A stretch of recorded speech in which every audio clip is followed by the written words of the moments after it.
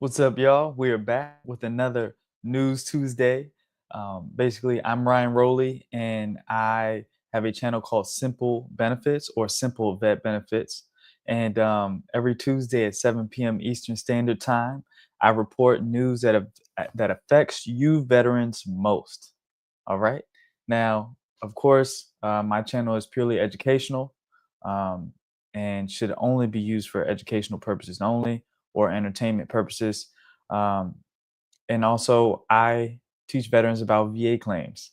So, if you want to learn anything VA claims related, check out this channel. I will be in the future creating some new channels, one on entrepreneurship and another on veteran finances.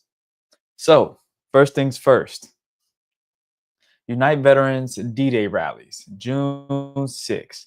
On June 6th, thousands of veterans across the nation gathered, most notably on the National Mall to protest planned VA staffing cuts, dubbed Unite for Veterans. These protests aim to highlight deep concerns over a 15% reduction in VA employees, about 80,000 jobs, and fears are over reduced access to care of potential privatization of veteran services. Veterans from varying backgrounds, including federal workers within the VA itself, spoke out, joined by lawmakers, labor groups calling for more transparency around VA reconstructing. Yeah, big news, y'all. Um, Let me know in the comments if you were out there. Number two, transgender veteran sues over hormone therapy ban. On June 9th, a transgender Army veteran filed a lawsuit against the VA after her hormone therapy was abruptly halted following a policy change concerning gender affirming care. The legal claim argues this violates constitutional and anti discrimination laws, asserting that veterans receiving such care under service deserve protection, especially after being promised continuity when transitioning from active duty.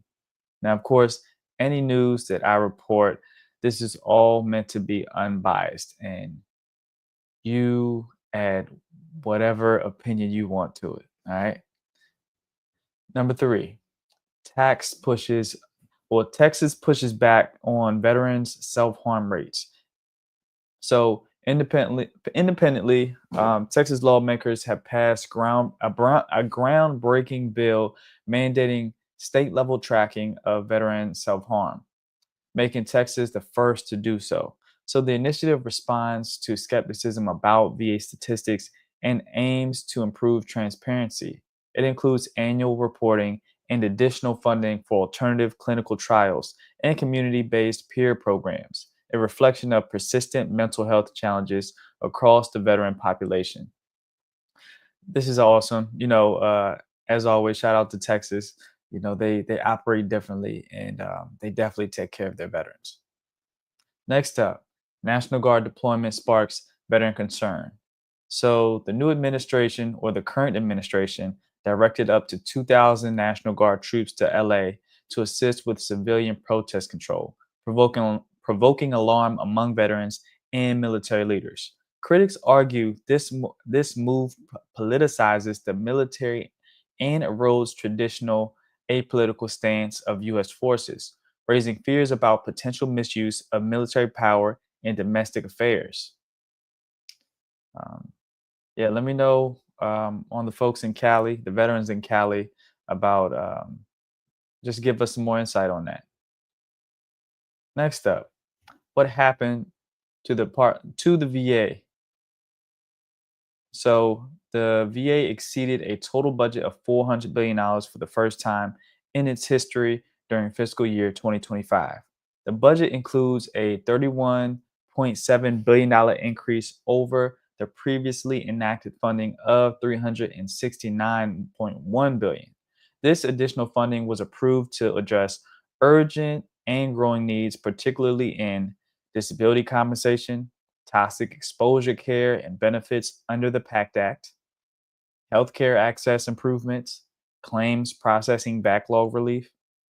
Much of the increase is going toward fulfilling the promises made under the PACT Act, which expands eligibility and benefits for veterans exposed to toxic environments like burn pits, Agent Orange, and contaminated water. So, where is all this money going? Is what, of course, you all are probably asking. 20 billion is going to VA healthcare services across hospitals, clinics, and virtual care platforms. 5.5 billion into the Toxic Exposure Fund, which finances long-term care for affected veterans. Billions for disability claims processing, technology upgrades, and staffing to reduce decision times. And I know we are all happy to hear that. Just can't wait until it's actually implemented. Expanded programs for mental health, homelessness, prevention, and women veteran services. So, of course, why does this matter? So the good news for veterans: if you're dealing with toxic exposure, long wait times, or struggling to get your claim processed, this bump is in funding means more personnel, faster decisions, and expanded care options could be coming. But it also signals system strain. The VA is supporting more veterans with complex needs than ever before. The fact that the budget keeps ballooning means costs for long term care, disability payouts, and health care are rising faster than anticipated. Taxpayer scrutiny and government oversight. A budget of this size brings increased political pressure. Congress and watchdogs will likely demand more accountability, transparency, and efficiency in how the money is spent. So, the bottom line: this $400 billion budget is both a win and a warning. It shows that veterans' needs are finally getting prioritized at scale.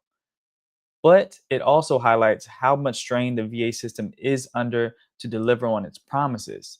Let me know if Let me know what you think about this budget in the comments. And do you actually think we will see some results that affect us positively? Okay, next up, expanded access to community care.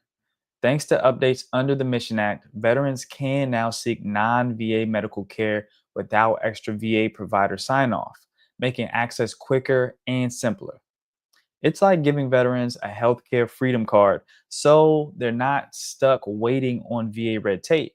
Instead of being locked into VA hospitals or clinics, veterans could choose private doctors, specialists, or urgent care more easily, especially if wait times or distances are unreasonable. So, the impact: veterans facing long wait times or living far from VA centers can now use their VA benefits at qualified local providers, streamlining care access. In other news, Senate Bill Sierra.219, New Care Choices Pilot Senate Bill, the Veterans Care Freedom Act, or Veterans Health Care Freedom Act, passed out of committee, proposing a 3-year pilot that lets veterans choose community providers without distance restrictions. So, if enacted, this could vastly increase choice for veterans who live in underserved or rural areas, offering more flexibility in provider selection. Also, appeals reform H.R or Hotel.Romeo 3835 introduced Veterans Appeals Efficiency Act to streamline disability claims and appeals, reduce bureaucracy, and speed up decisions.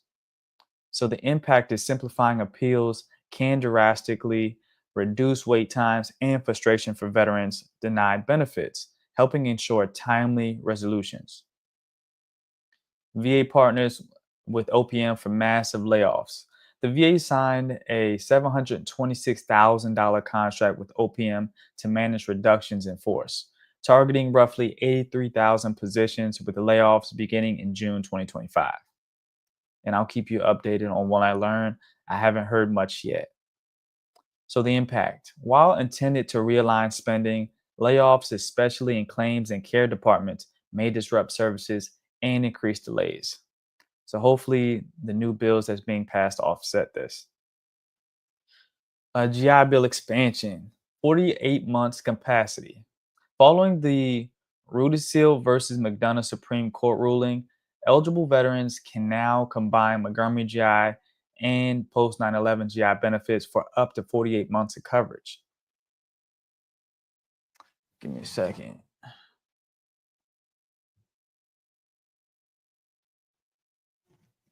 There we go.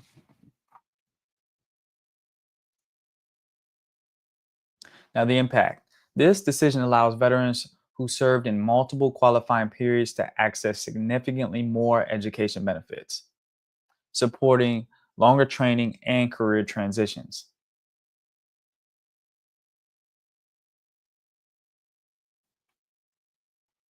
Also, as you know, the 250th Army anniversary parade happened in DC last Saturday, and it was a huge event.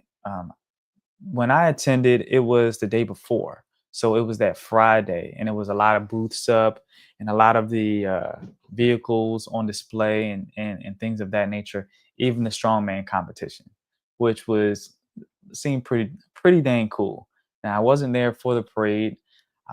That's just too many people for me to be around at once. But as you know, it was a lot of controversy around the spending behind it.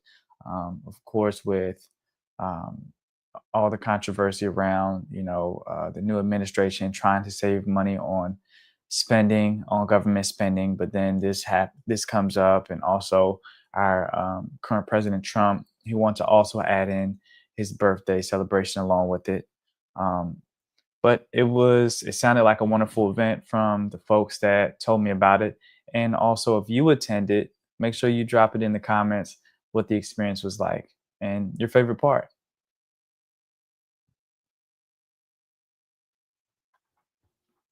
And I think they're pretty much done taking everything down. It was a lot of takedown, a lot of stuff being taken down. They blocked off a pretty significant part. Then also it was the Army 10 miler. That seemed pretty fun. I think that started at Arlington Cemetery and then went through DC. But that's it for today's news. I'm glad you attended, and let me know your favorite part of this. Well, which was your favorite segment of the reporting today? Also, I have a course that I teach veterans about the VA claims process, and I have other resources on my website at simplevetbenefits.com. I'm Ryan Rowley from Simple Vet Benefits, and I thank you for watching. Have a great night.